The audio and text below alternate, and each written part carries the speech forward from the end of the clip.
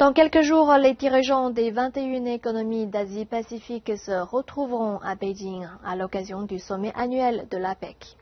La Chine, pays qui accueille l'événement cette année, tentera de donner un nouveau souffle à la croissance économique et commerciale.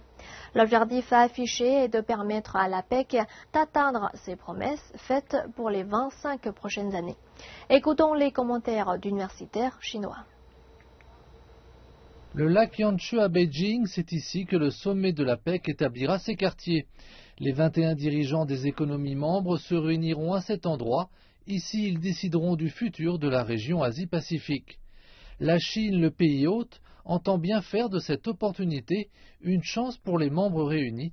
D'ailleurs, son programme visant à redéfinir les priorités de l'APEC est pour le moins ambitieux.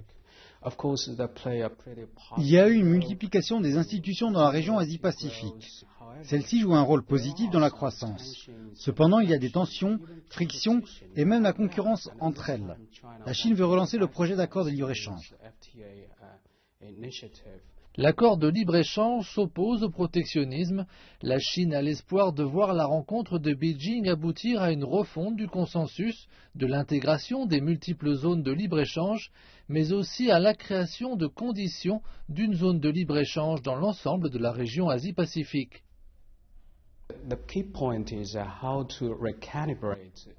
Le facteur clé est de savoir comment recalibrer l'orientation.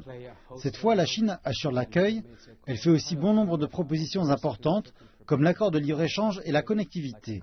Cela ramènerait l'orientation de l'APEC à ses fondamentaux. La Chine est aujourd'hui la deuxième plus grande économie de la planète.